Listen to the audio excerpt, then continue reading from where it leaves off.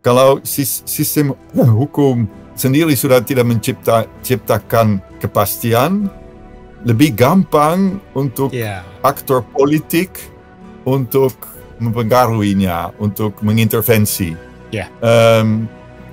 Kalau tidak ada kepastian hukum juga, kalau misalnya hakim ingin menerima uang dari satu pihak, kalau hukumnya tidak jelas, itu lebih gampang karena si hakim itu bisa menyelesaikan kasus dengan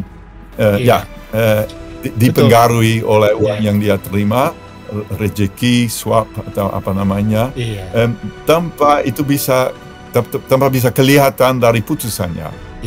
Jadi itu menjadi satu masalah besar juga yang kita lihat.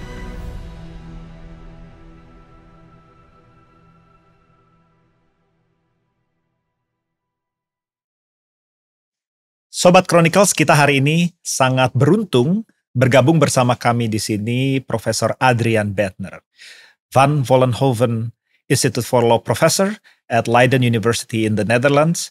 Saya sudah lama ingin ngobrol dengan Pak Adrian setelah membaca beberapa paper yang sangat otoritatif menurut saya, yang sangat relevan bagi kami di Indonesia untuk melihat paradigma hukum, melihat kasus-kasus di Indonesia yang bahkan beberapa di antaranya high profile. Tapi kita ingin mengerti apakah ada yang perlu kita telisik lagi terkait dengan kekuatan sistem hukum di Indonesia, lebih dari semata-mata masalah terkait lemahnya aparatus hukum atau lemahnya institusi hukum.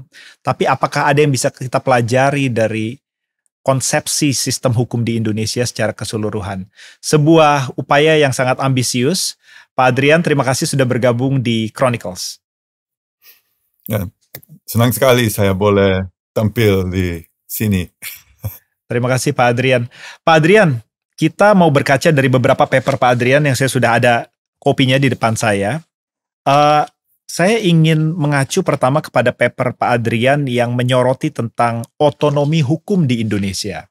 Nah, ini kalau saya boleh parafrase, otonomi hukum adalah kemampuan sebuah sistem hukum untuk merasionalisasi, memberikan struktur dengan sendirinya tanpa bermaksud untuk membuatnya bergantung kepada sistem politik, sistem ekonomi dari luar. Apakah hukum itu bisa otonom? Seperti itu.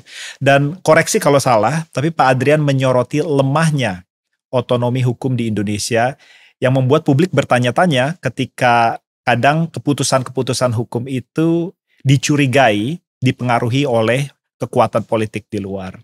Tanpa bermaksud untuk membuat Pak Adrian berikan 1 semester kuliah hukum di sini, bisa nggak dalam menjelaskan kritik Pak Adrian itu berikan sedikit background tentang konsepsi otonomi hukum sebagai sebuah teori di sekitaran abad ke-19 seturut dengan berkembangnya legal positivism. Tentu terminologinya nanti bisa tolong dijelaskan, sebagai alternatif dari natural law. Dan mengapa otonomi hukum itu penting? Apakah mungkin sebuah sistem hukum itu bisa otonom? Dan mengapa menurut Pak Adrian otonomi hukum di Indonesia itu bermasalah? Nah, ini memang pertanyaan penting yang sudah sekian tahun saya coba amati, dan pada umumnya saya bisa jelaskan begini. Jadi kalau satu sistem hukum memang otonom kalau putusan-putusan hakim misalnya sudah bisa diprediksi kira-kira akan seperti apa, dan itu memang didasarkan kepada hukum yang berlaku, apakah itu hukum positif atau hukum natural law.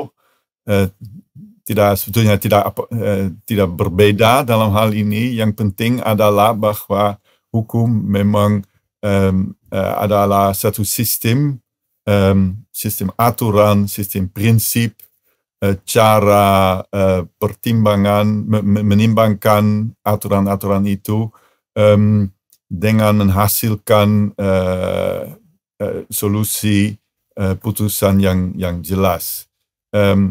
Dan untuk mencapai sistem seperti itu seharusnya memang peraturan perundangan dan sumber-sumber hukum lain sebagai jurisprudensi memang berhubungan dengan baik, dan memang bahwa aktor-aktor di dalam sistem hukum memang mempertimbangkan putusan aturan yang dihasilkan oleh aktor-aktor lain dalam sistem ini. Nah, ini cukup abstrak, tapi dalam prakteknya seperti itu. Jadi kalau kita melihat sistem hukum di Indonesia dan sebetulnya dimanapun, kami melihat bahwa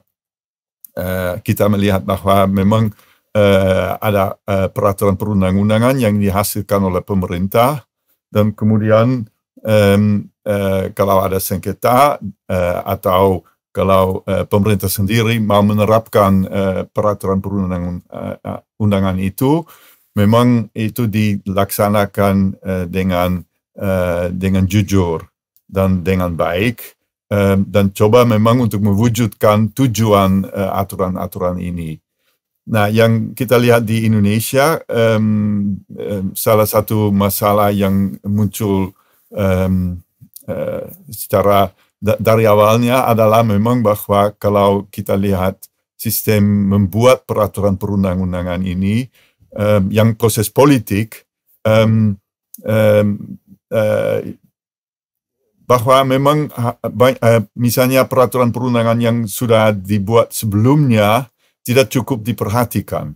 Jadi politik seharusnya memang dibatasi oleh kerangka hukum yang ada. Misalnya di Indonesia memang ada undang-undang yang meletakkan proses pembuatan undang-undang yang sebetulnya tidak memberi jaminan full untuk undang-undang yang baik, tapi memang memberikan jaminan tertentu agak untuk partisipasi publik misalnya, untuk partisipasi ahli, untuk pertimbangan yang cukup luas dan cukup baik. Nah, salah satu contoh sekarang di Indonesia yang terjadi adalah Undang-Undang Cipta Kerja yang melanggar undang-undang mengenai pembuatan undang-undang yang tidak memperhatikan aturan-aturan yang sebetulnya dibuat untuk menjaminkan proses itu dilaksanakan dengan baik. Dan di sana kita memang melihat bahwa kalau tidak ada kemauan sistem politik untuk memperhatikan aturan-aturan, kami melihat bahwa memang posisi hukum dalam hal ini sudah lemah.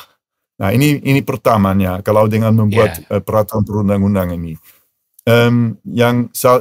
Kami di VVI sekarang sedang melaksanakan proyek penelitian mengenai proses pembuatan undang-undang di Indonesia. Jadi semuanya memang pakar dari Indonesia sendiri, banyak yang atau yang sudah menulis disertasi atau yang sedang menulis disertasi di VVI, dan ada memang beberapa hasil yang menunjukkan bahwa salah satu faktor yang penting juga di sini di Indonesia adalah ego sektoralisme yang lebih kental dari di banyak negara lain.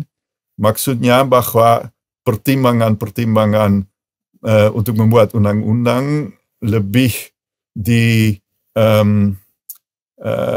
lebih ditentukan oleh kepentingan masing-masing departemen daripada kepentingan umum, atau misalnya ada satu departemen yang tidak mau mempertimbangkan aturan-aturan dari departemen lainnya, atau misalnya ada menteri yang menolak bergabung, dan hasilnya adalah undang-undang yang tidak murni, yang tidak jelas, yang sulit dilaksanakan juga. Nah, situasi seperti itu memang ada di mana-mana, di Belanda, di Eropa, di negara manapun, tapi di Indonesia itu memang menjadi masalah dan sayangnya sudah menjadi lebih baik sebetulnya, tapi dengan kemerosotan demokrasi yang sekarang ini, kualitas peraturan perundang-undang sudah berkurang. Nah, ini pertama. Kemudian kami lihat bahwa ada satu unsur sistem hukumnya adalah kekuasaan kehakiman. Jadi kekuasaan kehakiman harus memang menerapkan aturan peraturan perundang-undangan atau hukum lebih luas juga. Tapi nanti kita bisa bicarakan soal itu. Tapi pertama-tamanya titik tolak adalah memang peraturan perundang-undangan. Nah, kalau peraturan perundangan itu tidak begitu jelas, itu memberi diskresi kepada hakim yang cukup besar. Jadi hakim bisa mempertimbangkan sendiri bagaimana dia mau menerapkan peraturan perundangan ini. Dan ini memang juga jadi di Indonesia ada kecenderungan hakim untuk menerapkan hukum dengan cara yang sangat formalistis. Maksud saya bahwa mereka memang interpretasi sering seperti gramatikal. Jadi ini aturannya kami menerapkan seperti ditulis.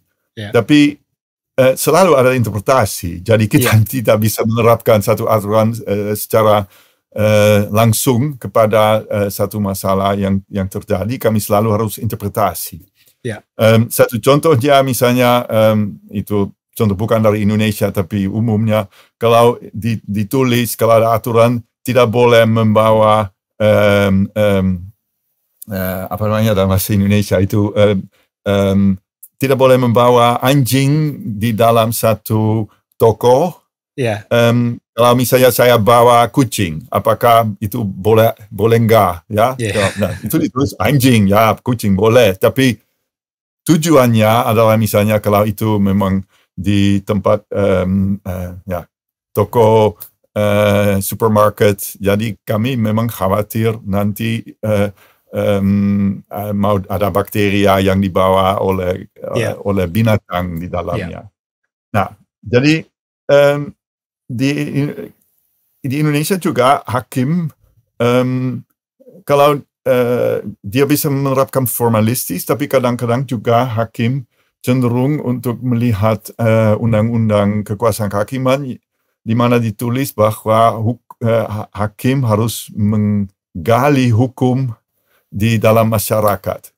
Dan masalahnya adalah bahwa ada hakim yang menggunakan aturan itu yang pada umumnya saya setuju itu bagus, tapi kemudian mereka tidak mengingat lagi undang-undang yang ada dasar putusan mereka. Jadi mereka akan sebetulnya menolak peraturan perundangan itu semuanya dan langsung akan menggunakan ide-ide mereka sendiri mengenai hukum yang hidup, hukum yang ada di dalam masyarakat, dan kadang-kadang itu juga tidak dijelaskan dengan baik. Nah, itu bisa terjadi, tapi yang penting adalah bahwa kasus yang kemudian ditangani oleh hakim, kasus itu akan diselesaikan dengan hasil yang sama. Dan itu menjadi masalah karena hakim sering tidak biasa, tidak ingin, juga banyak yang tidak ingin untuk melihat apa pengadilan lain sudah selesaikan dalam kasus yang mirip kasus mereka. Juga dalam menerapkan prinsip-prinsip hukum yang ada yang lebih tinggi sebetulnya dari aturan sendiri, atau misalnya menggunakan prinsip-prinsip yang ditarik dari konstitusi, misalnya itu jarang terjadi. Jadi hakim tidak menjelaskan dengan baik di banyak putusan bagaimana apa alasannya hukum diterapkan dengan interpretasi tertentu. Ya. Dan ini semuanya menghasilkan ketidakjelasan hukum dan ketidakpastian hukum. Ya. Aktor ketiga yang penting dalam hal ini adalah akademisi. Jadi akademisi jadi mereka menulis mengenai jurisprudensi, mengenai putusan pengadilan, mengenai peraturan perundang-undangan, dan sebetulnya ada perkembangan baik sekarang ini. Itu kalau saya membandingkan situasi sekarang ini dengan 30 tahun yang lalu, itu sangat berbeda. Jadi akademisi memang sekarang ada banyak publikasi akademis di Indonesia yang menarik, yang melihat hukum secara lebih halus dengan cara yang lebih lebih dalam, lebih menggunakan prinsip-prinsip, memperhatikan keadilan. Tapi meskipun begitu, banyak putusan pengadilan belum dikomentari. Dan komentar itu memang misalnya di negara di mana negara hukum lebih kuat, pada umumnya komentar itu memang dibaca oleh hakim, dibaca oleh anggota DPR kalau mereka sedang mempersiapkan aturan baru. Jadi komunikasi yang terjadi di dalam sistem hukum Indonesia itu kurang. Jadi kurang dalam artinya tidak menghasilkan sistem yang berjalan dengan baik, yang menciptakan kepastian hukum. Dan sekali lagi saya mau tambah bahwa tidak ada negara pun di mana situasinya itu ideal, tapi memang ada banyak masih ada banyak tempat untuk kemajuan di Indonesia.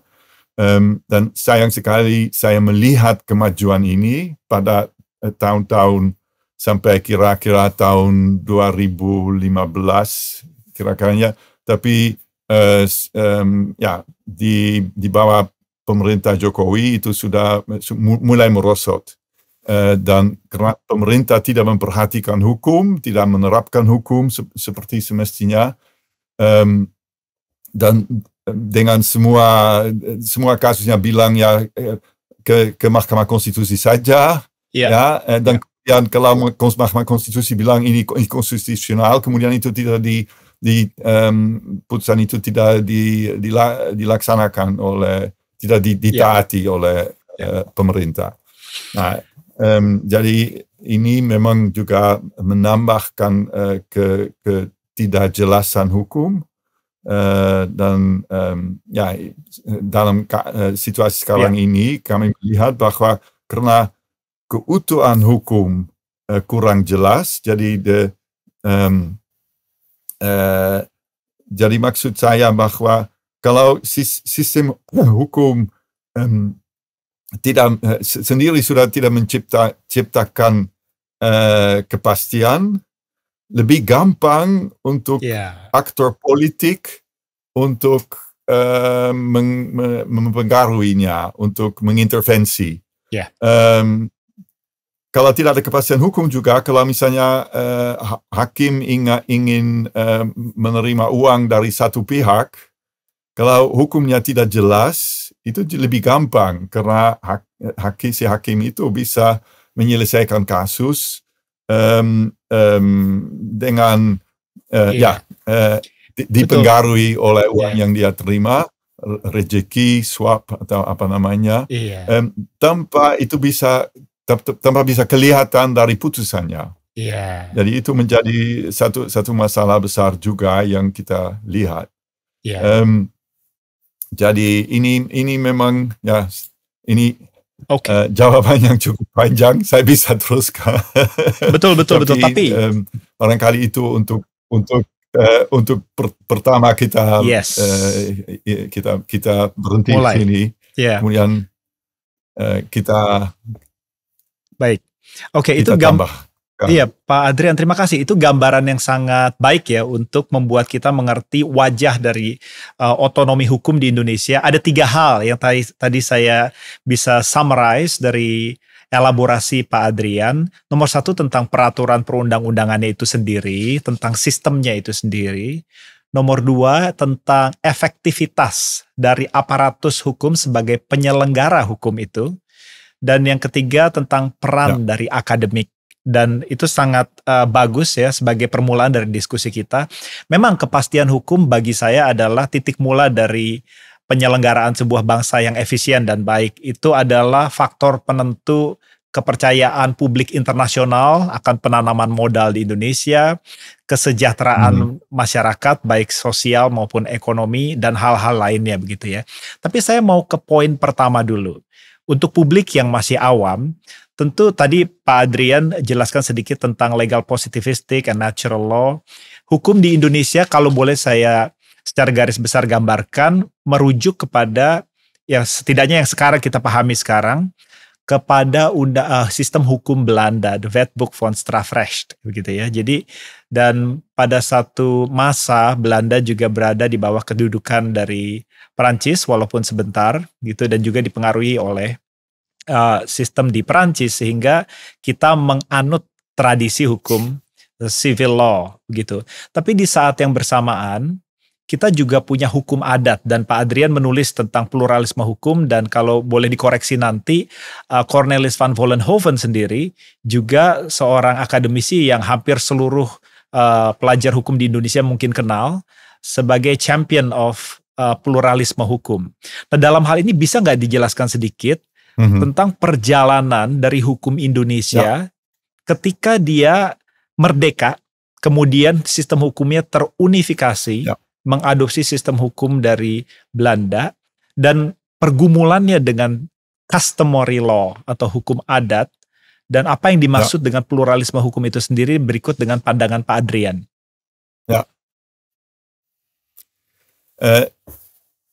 Pertanyaan menarik dan juga bisa saya akan coba tidak terlalu panjang tapi beginilah. Jadi zaman kolonial memang pemerintah Belanda tidak ingin melaksanakan atau menerapkan hukum Belanda di Indonesia karena itu memang untuk kepentingan mereka tidak berguna. Jadi dalam artinya orangnya kalau mereka kalau mereka memang dipaksa untuk menggunakan aturan-aturan yang mereka menilai kurang adil, ya itu memang sulit buat pemerintah karena pasti mau ada pemberontakan dan sebagainya. Jadi pada umumnya titik tolaknya untuk pemerintah Belanda itu zaman VOC dan juga sesudahnya adalah bahwa untuk orang Indonesia berlaku hukum adat, bukan hukum Eropa. Meskipun begitu, jadi pelan-pelan, lama-lamaan memang hukum yang sistem hukum yang berasal dari Eropa itu mulai diterapkan di Indonesia. Misalnya di bidang hukum pidana pada tahun 1917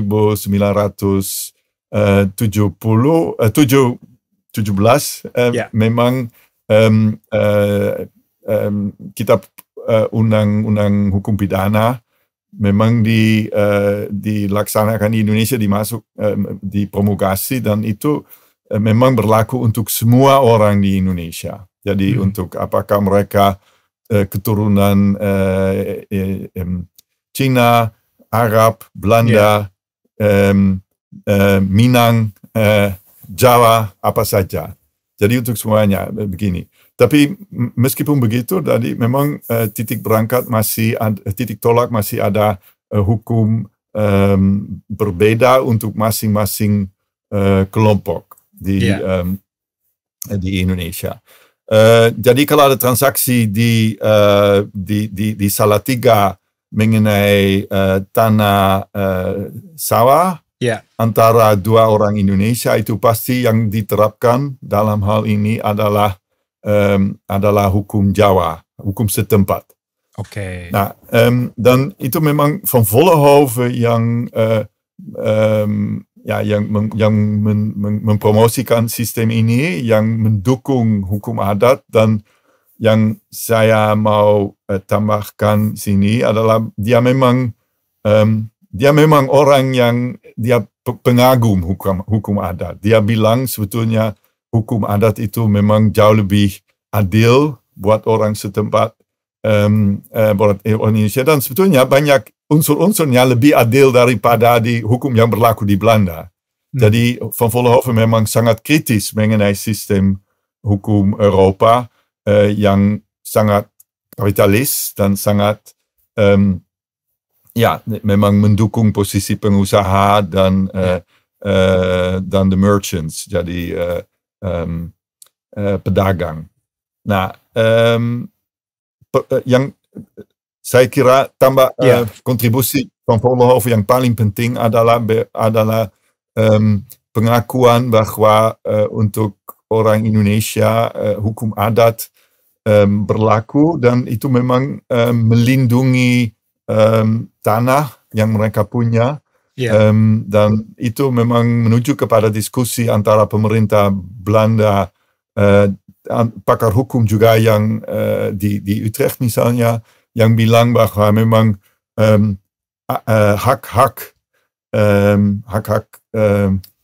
hak ulayat itu memang sangat terbatas menurut Van Vollenhoven, dan muridnya itu memang sangat luas.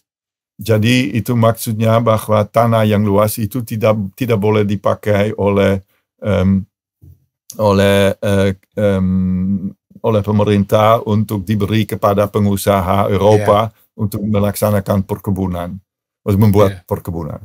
Nah, itu situasi di zaman kolonial. Sesudah kemerdekaan, kami melihat bahwa di Indonesia memang banyak pihak yang tidak mendukung hukum adat karena mau melaksanakan pembangunan. Okay. Itu sebetulnya itu di-share widely. Jadi yang tidak disetujui adalah bentuk apa. Apakah lebih kepada sosialisme atau lebih kepada sistem kapitalis. Seperti apa itu tidak jelas. Tapi dari awalnya posisi hukum adat memang tertekan. Dan itu memang sampai ada misalnya Supomo yang terkenal sebagai profesor hukum adat. Supomo sendiri bilang bahwa memang hukum adat akan itu memang tidak cocok untuk masa depan, akan hilang katanya.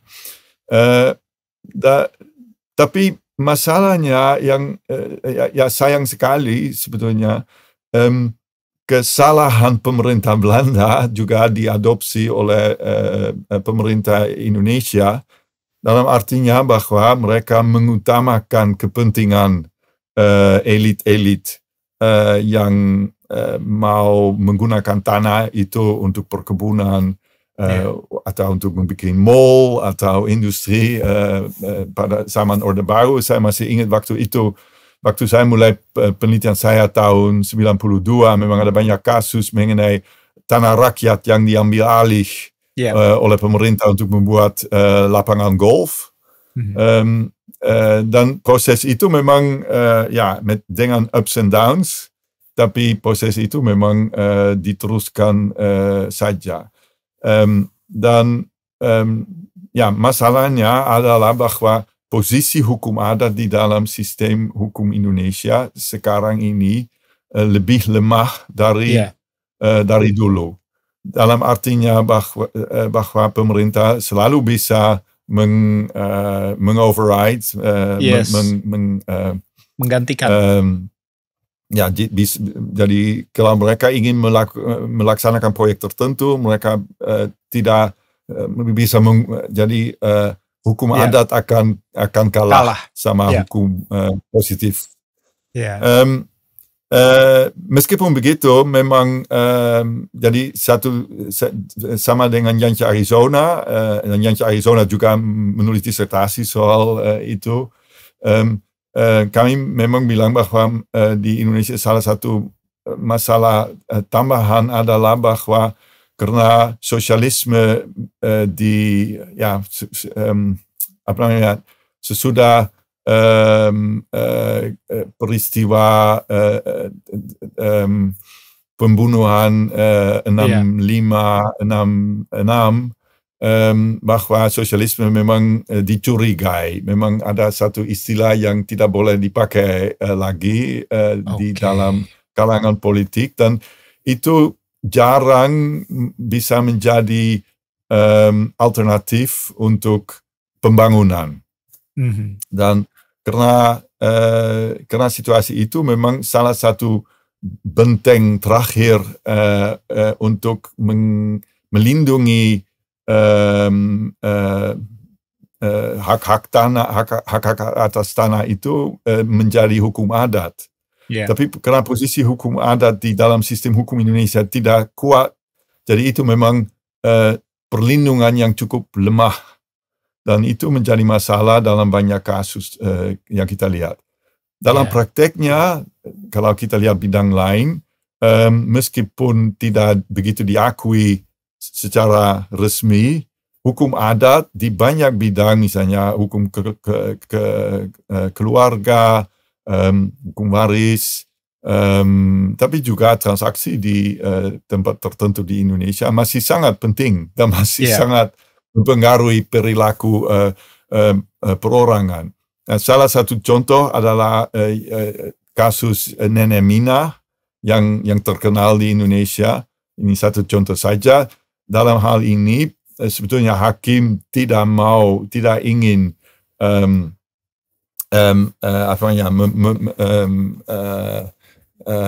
memutuskan. Tidak mau mengkonvikt Ibu Nenek Mina, tapi dia merasa terpaksa untuk melakukan itu. Sebetulnya yang Nenek Mina dia ambil alih kakao, buah-buah kakao. Tapi sebetulnya memang ada aturan adat setempat yang bilang bahwa kalau memang ada buah-buahan yang terlantar, boleh dialih, boleh diambil oleh orang setempat. Jadi saya tidak bilang apakah memang itu kasusnya seperti itu jelas, tapi jelas bahwa hakim tidak mempertimbangkan itu. Jadi dia tidak memperhatikan ada aturan lain, ada pluralisme hukum sebetulnya yang juga bisa mempengaruhi interpretasi hukum positif, hukum dari kitab undang-undang hukum pidana. Dan ini menjelaskan juga formalisme hakim dalam kasus ini, bahwa sebetulnya karena Indonesia memang adalah masyarakat yang pluralis, dengan aturan nilai yang berbeda, satu tempat dari daerah lain, seharusnya hakim juga mempertimbangkan hal itu dalam pengambilan putusan-putusannya. Jadi konklusi saya adalah bahwa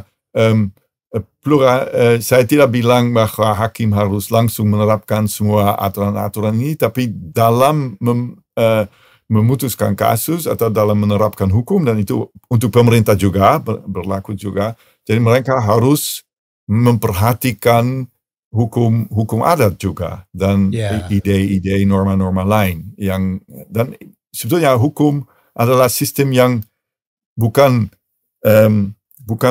putus, tapi yang terbuka sampai titik tertentu, dan keterbukaan itu di Indonesia kurang diperhatikan menurut saya. Betul. Ada beberapa fakta yang kita tidak bisa hindari ketika sebuah bangsa mencoba hidup berdampingan dengan sistem hukum yang dia impor dan sistem hukum plural yang sudah ada di situ. Dan ada beberapa paper Pak Adrian yang juga kita akan taruh di monitor setelah proses ini yang melihat lebih dalam tentang contoh-contoh ketika hukum adat itu berbenturan dengan hukum yang kita adopsi sekarang, seperti itu ya.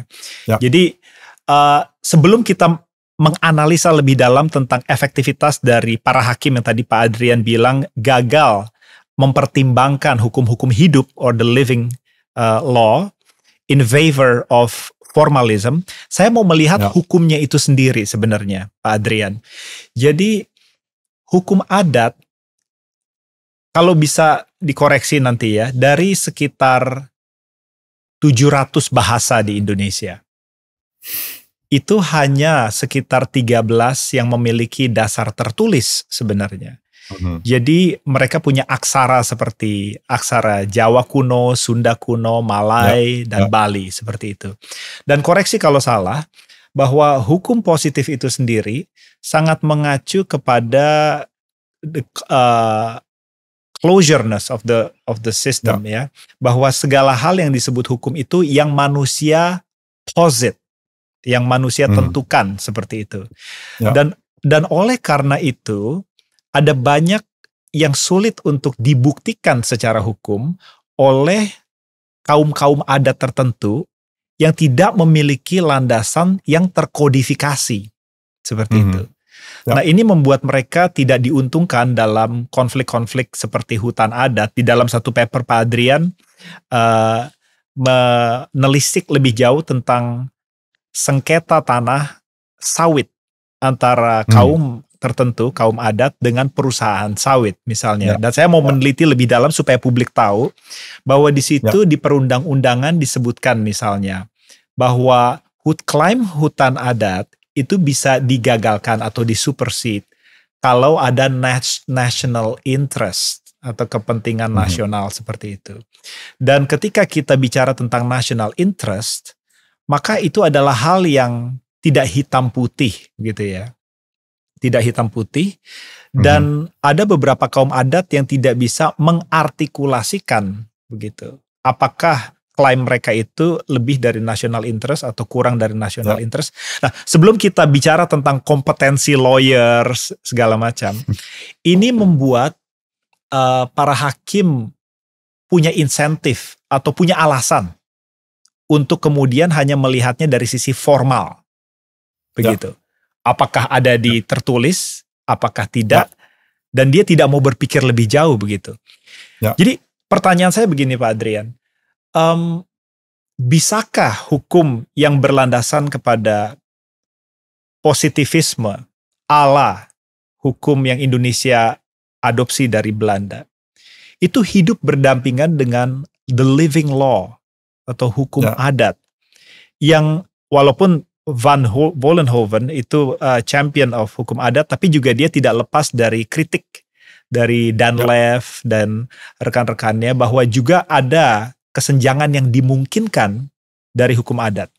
Ini kan hal yang kompleks gitu ya. Tapi supaya publik tahu bahwa hukum adat dengan hukum Belanda itu datang dari dua family yang berbeda gitu.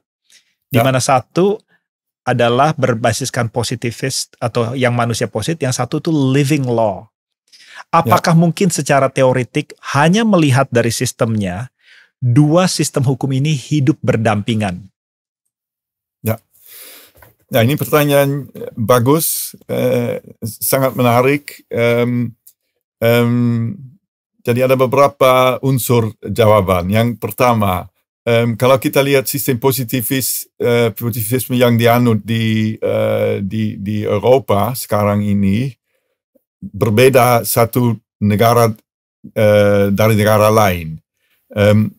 Kalau sistem di Belanda misalnya atau di Swedia itu sangat terbuka kepada aturan ide, norma-norma dari norma lain daripada yang ditulis di dalam peraturan perundang-undangan ini. Misalnya dalam sistem hukum, kalau belajar hukum di fakultas ini di Leiden, akan dijelaskan bahwa memang ada beberapa sumber-sumber hukum.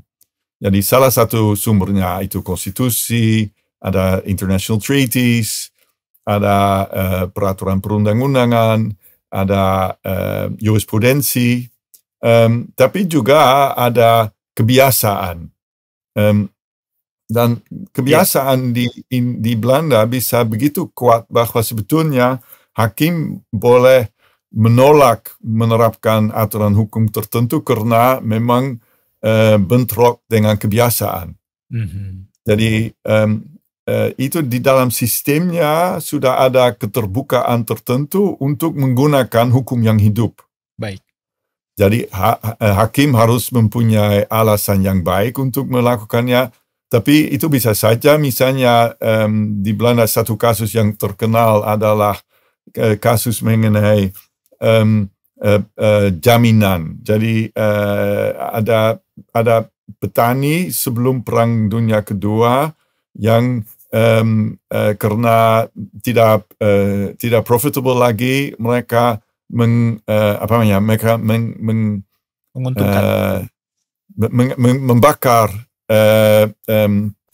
membakar farm mereka sendiri supaya mereka mendapat uang dari asuransi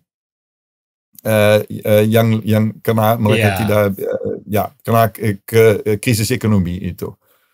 Kemudian itu memang ada undang-undang yang melanggar untuk mendapat asuransi untuk semua uang yang dibutuhkan untuk membangun lagi farm itu.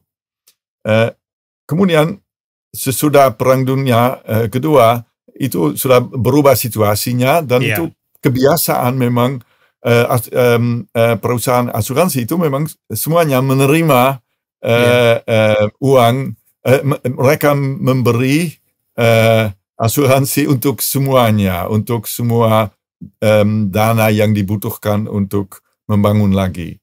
Nah, kemudian memang ada kebakaran, jadi ada petani yang minta kepada asuransi untuk mendapatkan uang itu, dan asuransi menolak, bilang ya itu memang ditulis dalam kontraknya begini, tapi sebetulnya itu dilanggar, dilarang di dalam undang-undang. Kemudian hakim bilang begini, bahwa kebiasaan dalam hal ini mengesampingkan undang-undang, aturan undang-undang ini. Nah, ini kasusnya yang semua mahasiswa di Belanda belajar dalam tahun pertama. Dan itu tidak biasa, tapi memang kita melihat bahwa ini bisa terjadi. Contra legem dalam istilah Latin, bahasa Latin. Tapi lebih penting juga bahwa memang hukum bisa memberi lobang, bisa memberi kesempatan untuk menerapkan ide-ide dari hukum adat atau aturan dari hukum adat. Misalnya kalau kita bicarakan satu istilah kepentingan anak, misalnya. Jadi undang-undang bilang bahwa memang misalnya satu tindakan harus memang sesuai dengan kepentingan anak. Nah, kalau hakim akan menggunakan ini, menerapkan aturan itu, dia akan mendapat nasihat dari psikolog dan sebagainya, apakah memang kepentingan anak di dalam hal ini. Dan itu memang adalah sesuatu yang juga beda satu budaya dengan budaya lain. Jadi itu apakah di dalam kepentingan anak tidak sama di dalam setiap masyarakat. Jadi dengan menggunakan istilah seperti itu, jadi juga itu iktikat baik, misalnya apa iktikat baik, itu juga sangat berhubungan dengan kebiasaan, dengan norma-norma yang berlaku dalam perdagangan misalnya, atau membuat kontraknya. Jadi dengan cara ini hukum positif bisa lebih terbuka atau lebih tertutup. Nah, dan formalisme itu memang adalah sistem yang sangat tertutup, dan kami jadi di Belanda memang ada perkembangan yang panjang kepada sistem yang lebih terbuka. Jadi tidak hukum adat saja, tapi kebiasaan hukum hidup sebetulnya sangat penting dalam prakteknya. Tapi yang tadi kalau kita kembali ke Indonesia, salah satu masalahnya adalah memang pembuktian.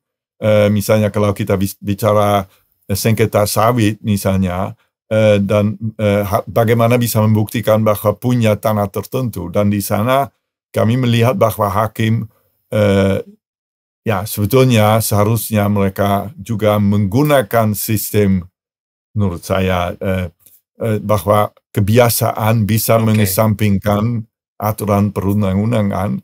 Dan memang ada beberapa kasus di mana hakim menyelesaikan kasus seperti itu. Tapi dalam prakteknya jarang, dan itu memang menutup jalan untuk membuktikan bahwa tanah-tanah dipunyai oleh orang setempat. Kemudian yang Pak Bagus membicarakan kepentingan nasional. Nah, kepentingan nasional di Indonesia hampir selalu diinterpretasi sebagai ditafsirkan seperti pembangunan industri, pembangunan kebunan, kepentingan elit, oligarki atau apa namanya saja. Dan itu yang bikin saya sedih sekali, karena saya melihat bahwa eksploitasi yang terjadi di zaman penjajahan yang ngeri itu justru sekarang oleh kaum lain yang meskipun bukan dari Eropa, tapi orang sendiri. Metodenya sangat mirip metode-metode yang dipakai di zaman penjajahan. Ya, ini juga diteliti secara lebih general oleh paper 1999 oleh Bourchier, di mana sistem hukum di Indonesia itu dieksploitasi oleh sebuah rejim, yang membuatnya bisa memberikan alasan untuk menyelenggarakan administrasi yang tiran seperti itu, Pak ya. Nah, jadi saya mau summarize sedikit buat kaum yang ingin mengerti lebih dalam tentang sistem itu sendiri. Kalau di Inggris misalnya memang kita tidak punya konstitusi, tapi tradisi ini dihormati seperti Magna Carta, Bill of Rights seperti itu. Jadi ada semacam kayak natural respect on tradition. Tapi di hukum positif pun atau di budaya hukum positif pun ada ruang untuk ambil bagiankan gitu ya tradisi dengan sistem positivistik yang terbuka. Tapi sangat bergantung kepada kekuatan dari kekuatan epistemik dari sebuah budaya itu sendiri gitu. Jadi bahwa harus ada ruang bagi the living law untuk dipertimbangkan. Jadi kalau boleh saya summarize, ketiadaan keterbukaan ini yang membuat sistem positivistik di Indonesia itu rentan dieksploitasi. Gitu ya. Dan hakim pun tidak bisa disalahkan kalau dia hanya mengacu pada formalistic approach begitu. Ketika dia lihat bukti dari sebuah perusahaan, dia bilang, oh ada pembangunan jalan adalah kepentingan nasional, artinya bebas untuk diambil alih. Seperti itu begitu Pak ya? Oke, jadi sekarang kita mau melihat alasan yang lebih dalam mengapa ada ketidakterbukaan seperti itu, begitu.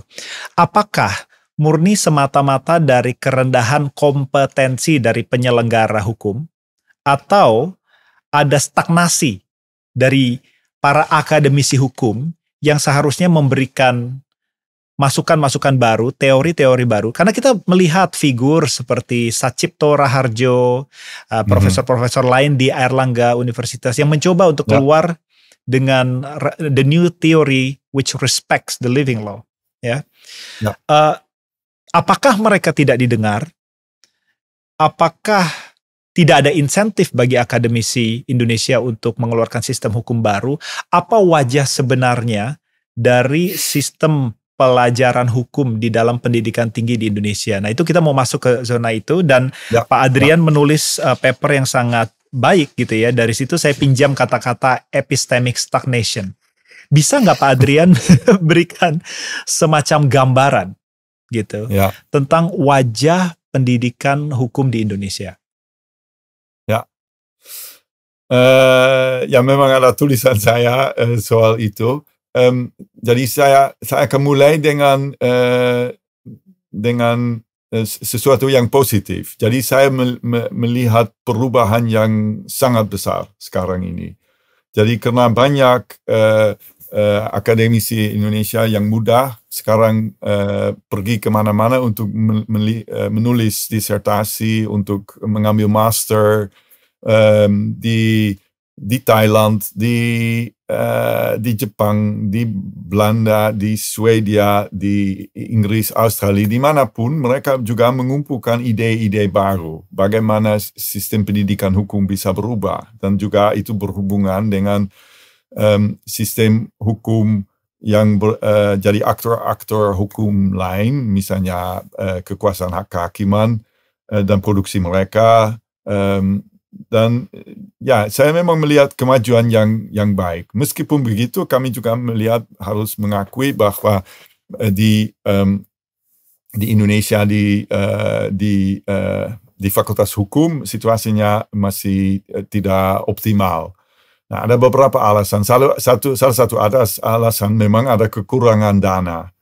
Jadi kalau misalnya satu akademisi yang mau, misalnya teman-teman saya yang kembali ke Indonesia, yang pulang dari Belanda, yang kemudian kembali ke fakultasnya, mereka harus mengajar 10 atau 12 mata kuliah. Tidak punya waktu lagi untuk melakukan penelitian, jadi sulit sekali untuk memajukan, untuk maju lagi. Jadi karena untuk maju kita membutuhkan penelitian. Nah, itu salah satunya. Kedua-duanya, dan itu berhubungan dengan administrasi. Jadi beban administrasi di fakultas di Indonesia sangat berat sekali. Jadi karena tidak ada kepercayaan kepada profesionalitas para akademisi itu, jadi mereka harus mengisi form untuk apa saja. Saya masih ingat, jadi saya pernah memberi kuliah di Universitas Undip, saya kira, Semarang. di Semarang, dan itu memang saya harus menandatangani 30 form untuk mendapat honor. Yang sebetulnya saya tidak minta honor, tapi saya diberi saja. Saya tambah itu kepada institusi saya, bukan kepada saya pribadi. Karena dan itu juga menunjukkan perbedaan antara sistem di Belanda dan sistem di Indonesia, di mana memang juga salary tidak cukup untuk hidup. Jadi kita selalu harus mencari tambahan dari memberi kuliah di tempat lain, atau memberi ceramah atau nasihat atau apa saja. Nah, itu satu contoh lagi adalah, saya masih ingat itu di Universitas Mataram. Saya pernah mengunjungi dekan di dalam ruangannya, dan itu memang mau ada akreditasi. Dan itu memang ruangan itu memang penuh files dan folders, dan sebetulnya gila sistem itu. Itu memang makan waktu, makan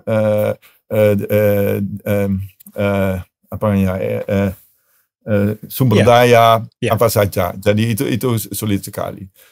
Kemudian ada juga sistem, kalau kita lihat sistem promosi di Indonesia, itu memang sangat pribadi. Jadi kalau saya di satu universitas tertentu, jadi saya punya hubungan baik dengan atasan saya untuk mendapatkan promosi. Salah satu teman saya memang tinggal di satu universitas, dia mau pindah ke universitas lain. Jadi kalau dia pindah, dia harus mulai pada salary, starting salary lagi, sekali lagi. Jadi tidak ada kompetisi, tidak ada persaingan antara universitas untuk mendapatkan peneliti baru, dan memang ada juga segi positif, tapi segi negatif adalah bahwa mereka sangat posisi mereka sangat bergantung dari kemauan, keinginan, kesayangan profesor. Jadi ini memang secara institusional memang ada kondisi-kondisi yang tidak menguntungkan penelitian yang baik dan juga sikap kritis.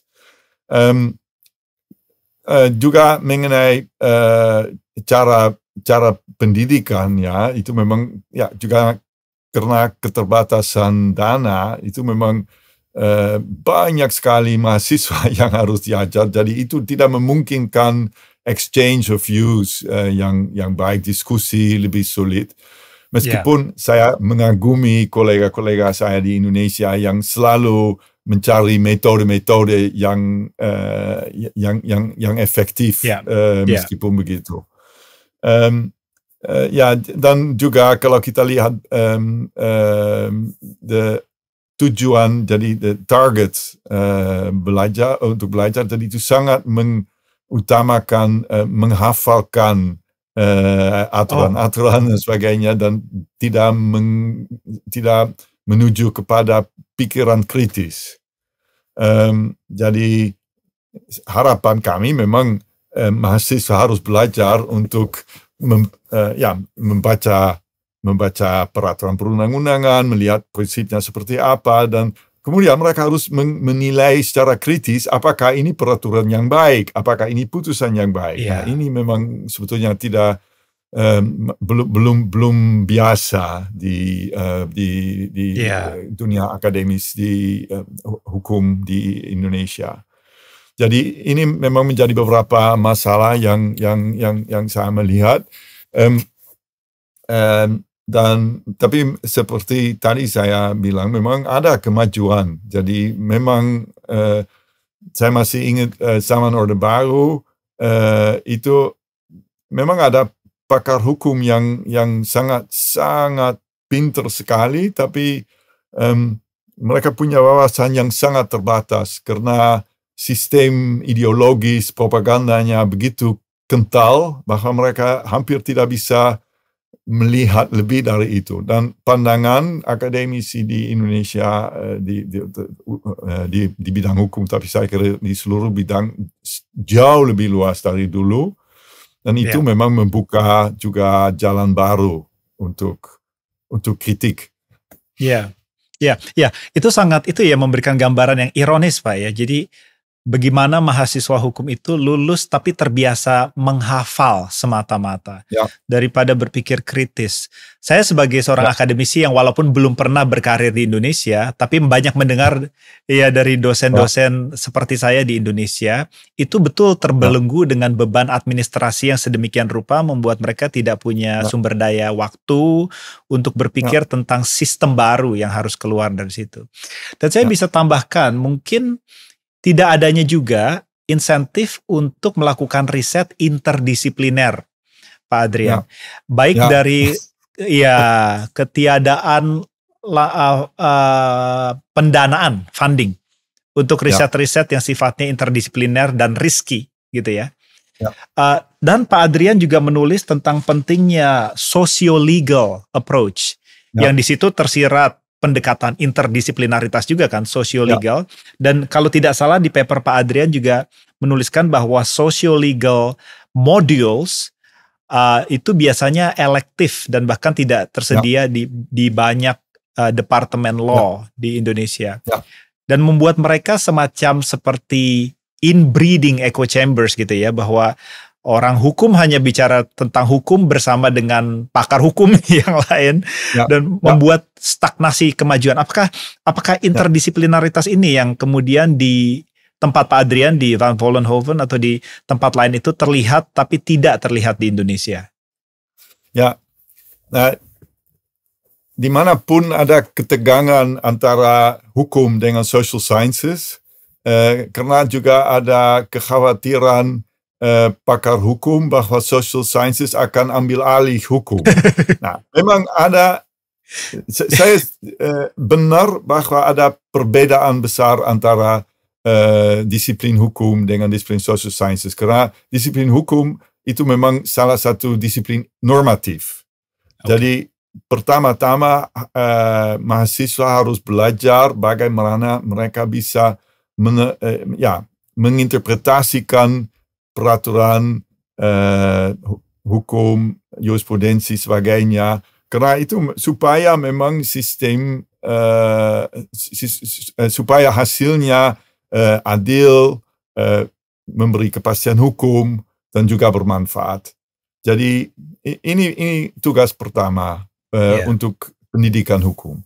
Meskipun begitu, penting sekali bahwa mahasiswa juga belajar bahwa hukum in the books bukan sama dengan the law, hukum in action. Jadi dalam prakteknya sistem tidak aturan-aturan tidak diterapkan seperti mereka belajar di mata kuliah civil law, hukum pidana, hukum keluarga dan sebagainya. Jadi dan buat saya penting bahwa pengetahuan mengenai bagaimana hukum berfungsi dalam prakteknya itu penting juga untuk interpretasi. Maksud saya bahwa misalnya kalau kita lihat hukum warisan di Indonesia, ada aturan jelas kalau misalnya di kompilasi hukum Islam memang ada aturannya. Tapi kalau kita memang melihat prakteknya dan kita misalnya tahu bahwa ada kebiasaan bahwa kalau ada satu anak yang merawat orang tuanya, bahwa pada umumnya dia berhak untuk tinggal di dalam rumah itu, orang tua kalau mereka meninggal. Nah, itu memang pengetahuan yang penting kalau saya akan menginterpretasikan aturan-aturan dari kompilasi hukum Islam dalam kasus tertentu. Jadi karena itu saya mau kadang-kadang saya salah diinterpretasikan oleh pakar hukum di Indonesia yang bilang bahwa memang social legal ingin mengambil menggusur hukum formal atau hukum positivisme atau apa saja. Dan itu tidak benar sebetulnya. Hanya yang saya bilang pengetahuan mengenai praktek hukum. Jadi bagaimana apa hasil hukum, bagaimana hukum berjalan dalam prakteknya itu penting buat mahasiswa hukum juga dalam interpretasi hukumnya dengan metode-metode hukum, bukan metode social sciences. Dan itu sedih sekali buat saya bahwa saya memang melihat bahwa sampai sekarang masih ada oposisi antara masing-masing pihak. Dan saya kira itu bisa sangat saling mendukung dan saya kira social legal studies adalah memang penting buat mahasiswa untuk belajar supaya mereka bisa menerapkan hukum dengan lebih baik. Tidak hanya dengan menggunakan social legal metode, tapi pengetahuan yang dihasilkan dari penelitian itu bisa dipakai. Dan di Belanda pun memang ada juga ketegangan itu. Dan sekarang ini posisinya sangat berubah kepada interdisciplinarity, bahwa di masing-masing mata kuliah di Belanda juga mahasiswa belajar mengenai prakteknya. Jadi misalnya hukum fight, kebangkrutan. Pilot. Hukum pilot itu memang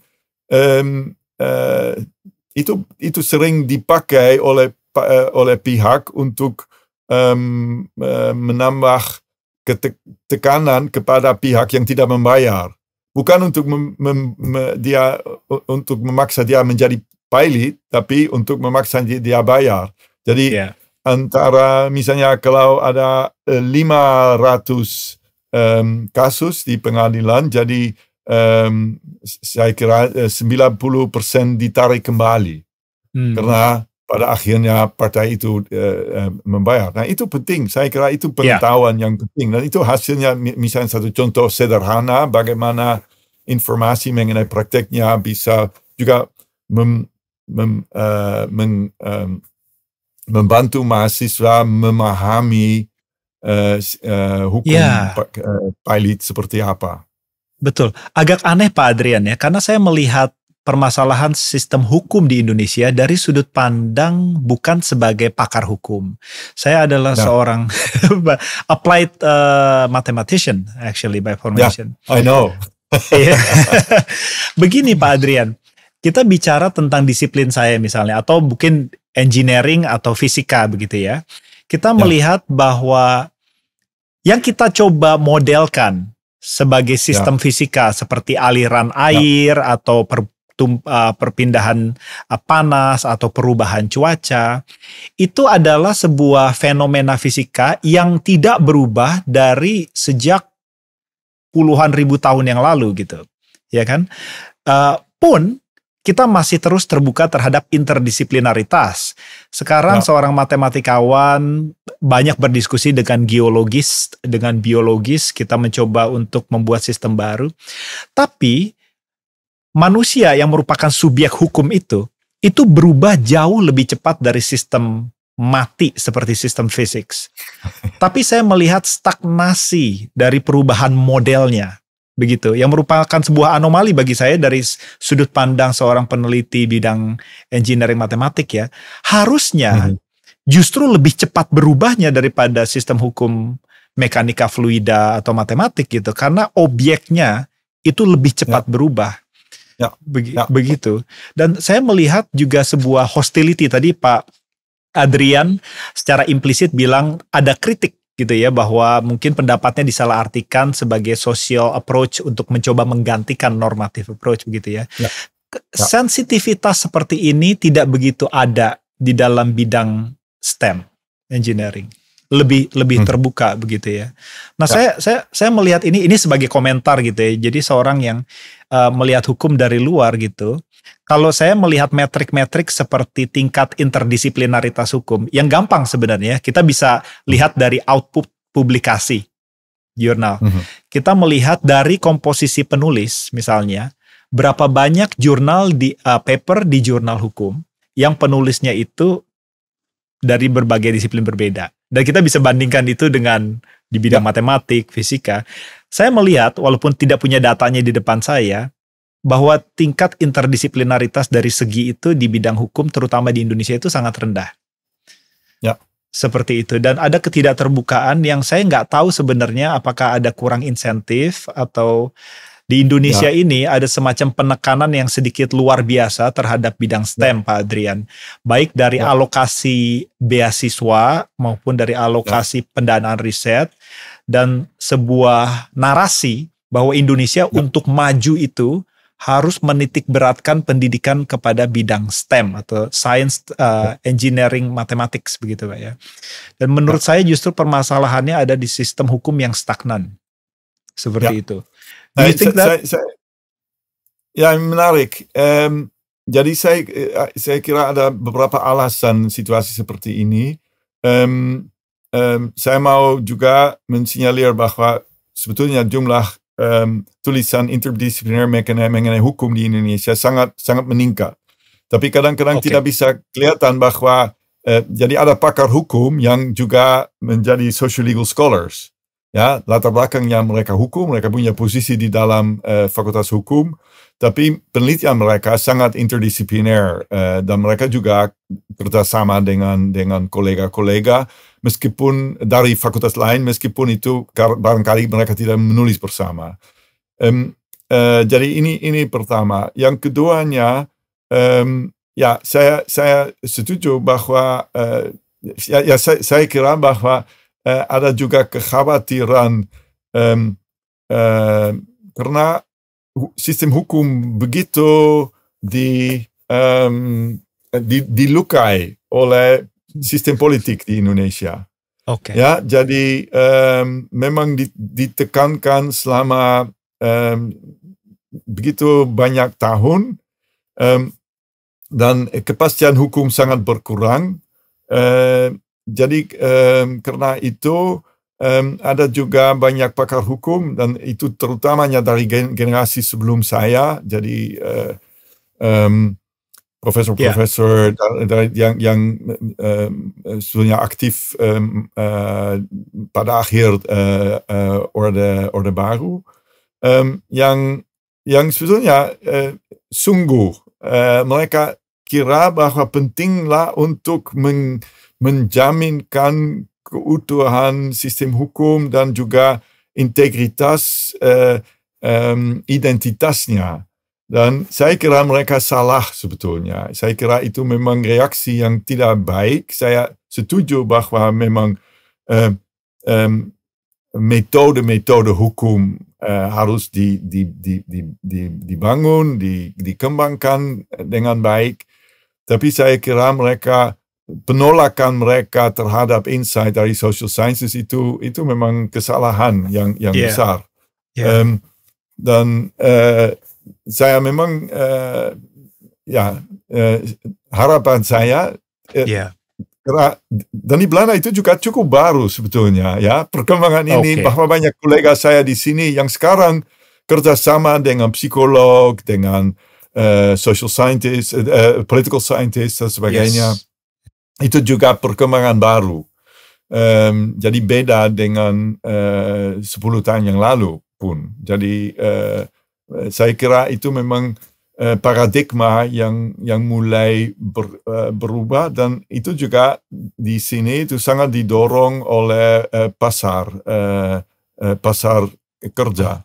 Jadi karena banyak kantor-kantor pengacara misalnya atau kekuasaan kehakiman ingin mendapatkan calon-calon hakim, calon-calon pengacara yang memang mengerti masyarakat, bukan seperti ditulis dalam buku hukum. Jadi itu memang insentif penting, dan juga dunia yang semakin kompleks juga membutuhkan orang yang punya keahlian di bidang yang berbeda. Saya mau coba sedikit berikan komentar. Ini karena saya mencoba untuk sekali lagi melihat hukum dari sudut pandang orang yang bukan berlatar belakangkan hukum, begitu Pak Adrian. Kita melihat bahwa sistem yang berkembang itu harus selalu diikuti oleh model yang berkembang dengan laju serupa, seperti itu ya. Jadi kalau kita melihat tradisi, saya mau masuk ke ranah yang tidak nyaman sebenarnya, legal philosophy begitu ya. Jadi kalau kita mau bicara tentang sistem hukum di tempat saya mengajar sekarang, dan saya juga pernah kerja di Perancis, di Toulouse begitu, saya melihat bahwa ada semacam natural akomodatif behavior dari sistem di Inggris terhadap perubahan begitu ya. Mungkin ini karena pengaruh dari empirisis seperti David Hume, seperti itu ya, bahwa ada penekanan terhadap budaya preseden, gitu ya.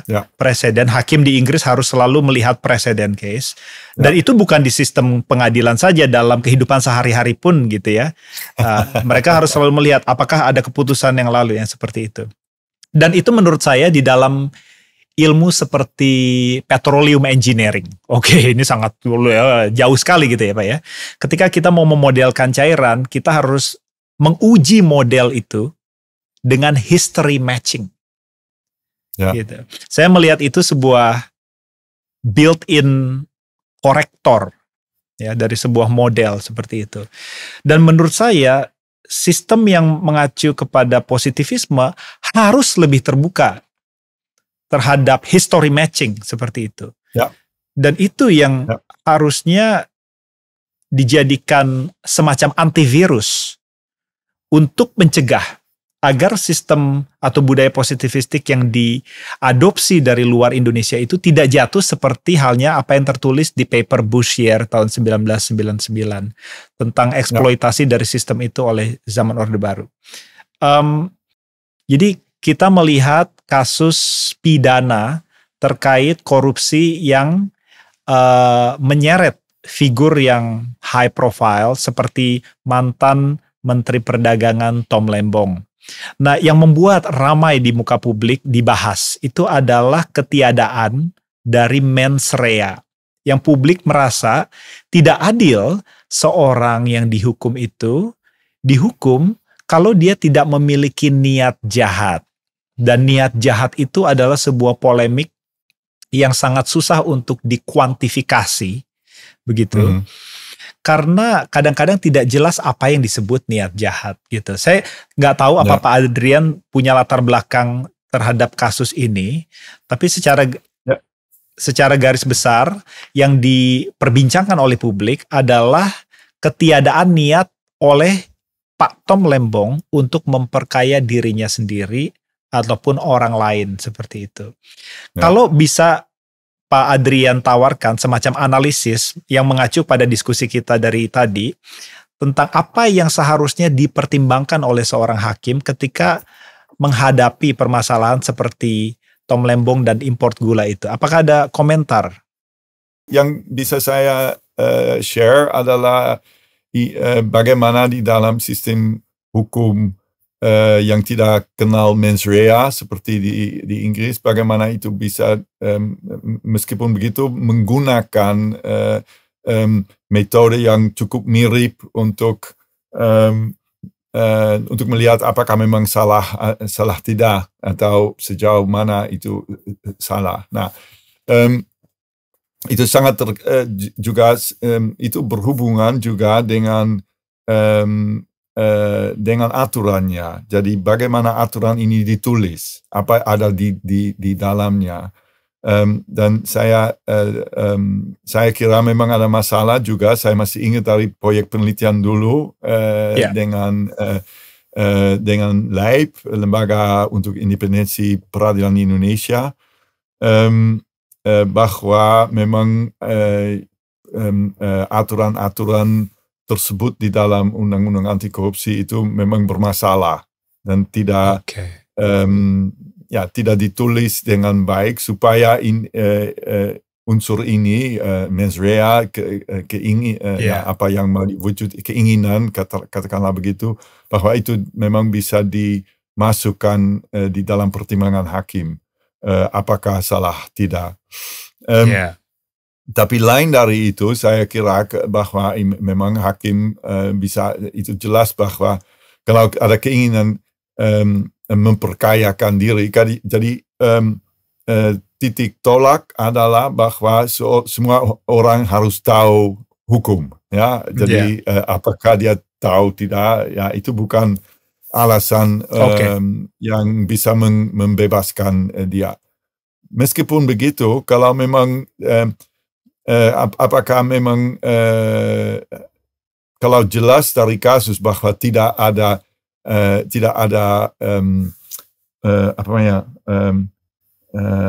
niat jahat, keinginan, tidak ada offset, secara dia tidak ingin untuk melakukan tertentu, tapi ternyata memang terjadi, bahwa itu memang adalah salah satu alasan untuk membela diri dari tuduhan itu.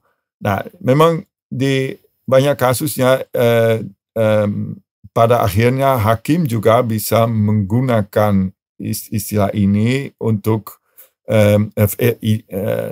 unsur ini untuk pertimbangan apakah hukuman mau seperti apa. Dan itu di banyak negara ada diskusi mengenai hukuman minimum ya untuk tindak kejahatan tertentu.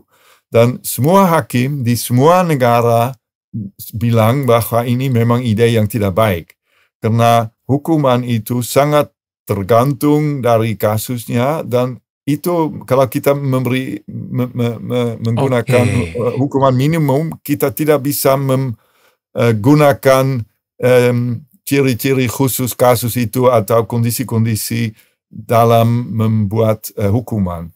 Dalam kasus ini bahwa memang jelas bahwa tidak ada keinginan itu sebetulnya, itu jelas sekali. Dan kalau karena aturan tidak jelas dan tidak memberi kesempatan untuk membebaskan saja, yang akan terjadi dalam kasus seperti itu, kalau tidak ada hukuman minimum, hakim akan bilang salah, Tapi saya tidak akan menerapkan hukuman karena jelas bahwa tidak ada keinginan begitu. Oke. Jadi dan itu ya saya tidak tahu dalam hal ini apakah memang ada hukuman minimum. Saya kira ada, dan itu memang membuat situasinya juga sulit sekali buat hakim karena hakim tidak bisa menggunakan metode ini untuk mengurangi konsekuensinya buat Tom Lembong. Berarti konsep tentang hukuman minimum itu bukan hal yang dibagikan ke seluruh sistem hukum di dunia ya, itu eksklusif. Dulu nggak ada, dulu tidak ada dimanapun. Itu baru. Itu memang tindakan populis. Jadi karena ada politisi yang bilang, ya kita, dan itu juga adalah untuk membatasi kebebasan hakim. Dan kadang-kadang kalau memang ada hakim yang ingin berkorupsi dan sebagainya, saya bisa mengerti. Memang ada alasan juga, tapi ini juga ada kebahayaannya adalah bahwa hakim tidak bisa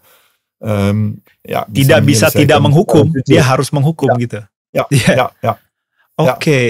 Nah itu peliknya, itu adalah detail ya. The devil is in the details, dan publik tidak mengerti intrikasi ya dari sistem hukum dan konsekuensinya seperti itu.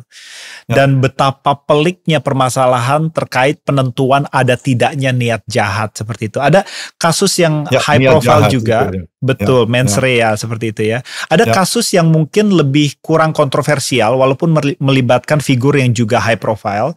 Seperti saya nggak tahu Pak Adrian pernah dengar nggak, karena baru-baru ini, jadi mantan Menteri Pendidikan kita itu juga dituntut dengan kasus korupsi terkait penggunaan Chromebook sebagai penyelenggara program pendidikan seperti itu, dan mens rea pada waktu itu ditemukan dari kurang lebih bukti bahwa adanya sebuah WhatsApp group ketika sang menteri ini belum jadi menteri yang sudah membahas penggunaan Chromebook itu. Jadi itu sedikit lebih commonsensical seperti itu. Tapi ada beberapa sistem yang memang tidak straightforward seperti itu, dan disinilah betul-betul sebuah kompetensi dari aparatus hukum. Oke. Pak Adrian, sebagai topik terakhir dari pembahasan kita dan seturut dengan spirit dari Chronicles, itu adalah kita mencoba untuk menggali narasi baru buat Indonesia supaya bisa dia lepas dari semacam sindrom postkolonial. Dan saya secara betul. Dan saya secara loose ya mencoba membagi sindrom itu dari 3 bagian ya. Satu adalah di loss of identity yang kita lihat dari banyak jatuhnya keputusan kebijakan itu dalam populisme. Jadi itu loss of identity. Yang kedua adalah kebergantungan kita terhadap colonial logistics yang membuat kita bergantung pada ekstraktif ekonomi gitu. Dan yang terakhir yang saya mau uji dalam diskusi kita itu adalah semacam epistemic dependency begitu. Jadi bagaimana kita melihat bahwa sistem yang benar itu adalah yang dari luar, bahwa kita itu tidak terbiasa untuk menyelenggarakan sistem sendiri, mengkultivasi sistem sendiri. Dan saya mau tanya dari kacamata seorang peneliti di Belanda, apakah memungkinkan Indonesia itu keluar dengan semacam sistem baru, sistem hukum baru gitu ya? Saya tidak mau meromantisasi sistem hukum adat gitu ya, jadi bahwa apa yang dari dalam sendiri itu sudah pasti benar gitu, karena saya tidak mau masuk dalam genetic fallacy gitu ya, hanya karena sistem ini sistem kolonial maka dia pasti salah, belum tentu gitu ya Pak, belum tentu. Tapi dari beberapa wawancara saya sebelumnya dengan seorang filolog dari Sunda kuno gitu ya, mempelajari Sunda kuno, filolog dari kebudayaan yang lain, saya menemukan adanya semacam signatur dari proto jurisprudence system di tanah Sunda, dan sistem-sistem yang pada waktu itu sudah menggovern bagaimana seharusnya keputusan-keputusan itu dihasilkan di dalam masyarakat, bahwa prasasti atau statuta tertulis itu letaknya di bawah bisa digagalkan oleh dua orang yang punya perjanjian seperti materai gitu ya. Bisa dibatalkan oleh public outcry. Dan yang paling atas di atas hierarki legal system di kebudayaan Sunda kuno adalah pengadilan verbal gitu ya. Bicara seperti itu. Dan saya mau melihat apakah menurut Pak Adrian kita perlu untuk berinvestasi. Apakah sebuah bangsa perlu untuk melakukan investasi, untuk membuat sistem alternatif seperti itu. Karena saya melihat juga kalau tidak salah dari paper Pak Adrian juga, bahwa sistem-sistem hukum di negara barat itu juga berkembang seturut berkembangnya negara itu. Begitu.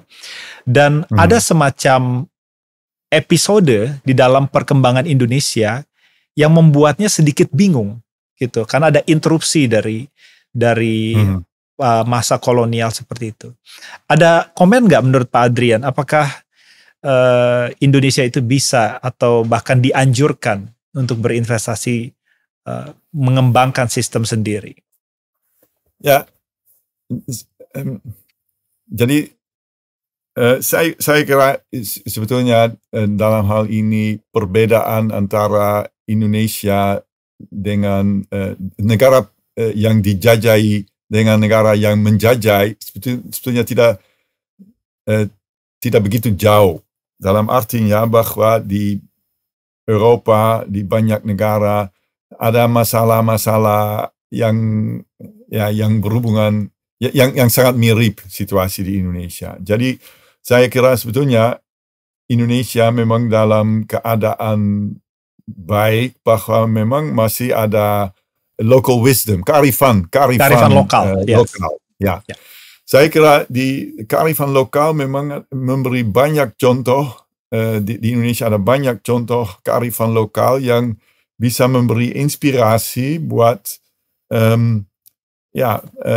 buat aturan hukum, prinsip hukum yang lebih adil, yang lebih baik, yang lebih cocok.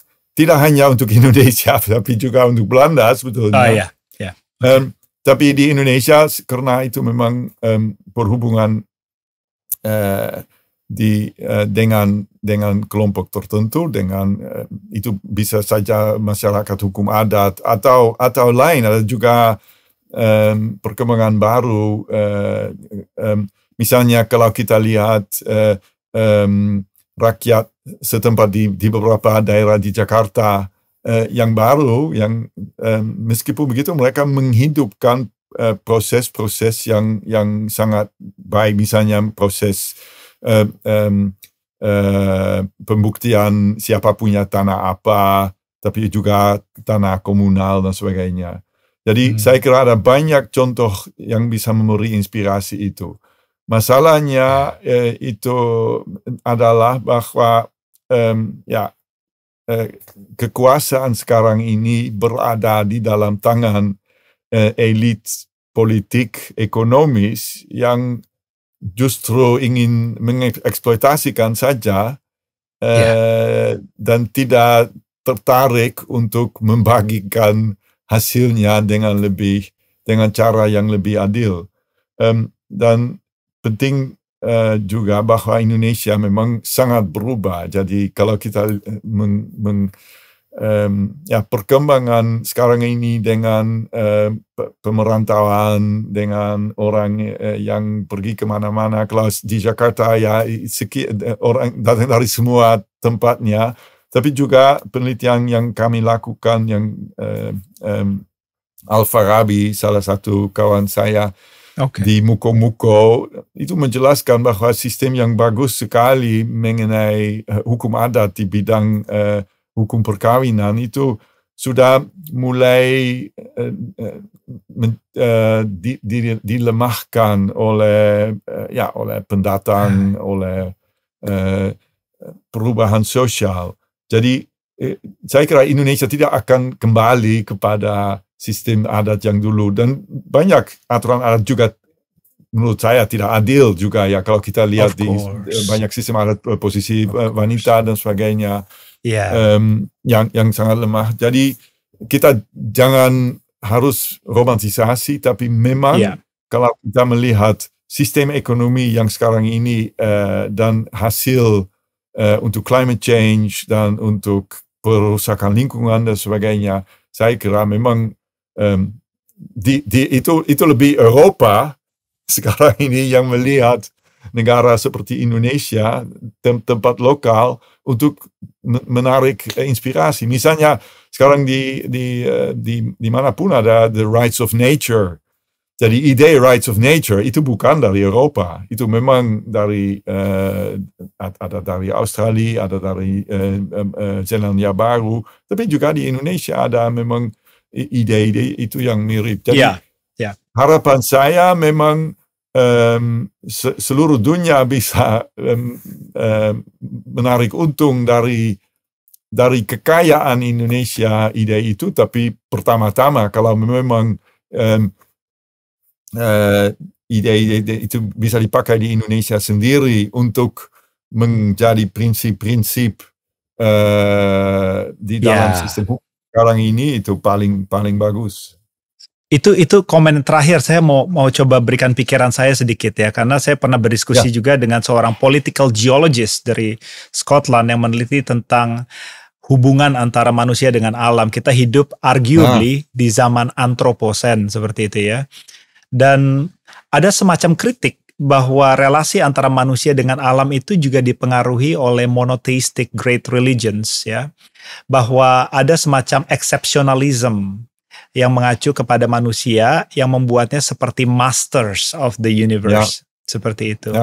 Dan kita melihat bahwa pre-modern Javanese ya memiliki semacam paradigma yang berbeda gitu, bahwa walaupun sistemnya hierarkikal, yang saya maksud di sini adalah Kesultanan Jogja atau Kesultanan Jawa, tapi ada semacam respect terhadap proses geologis yang dipercaya memberikan legitimasi kepada sebuah kesultanan. Gitu, bahwa legitimasi dari seorang raja itu diberikan oleh alam. Seperti itu. Jadi satu hal yang harus dilakukan ketika seorang sultan naik tahta adalah memberikan sesajen atau memberikan prosesi kepada penunggu dari situs-situs geologis tersebut. Yang kita singkirkan begitu saja sekarang sebagai bagian dari mistisisme. Gitu. Begitu Pak. Jadi menurut saya itu adalah sebuah alternatif.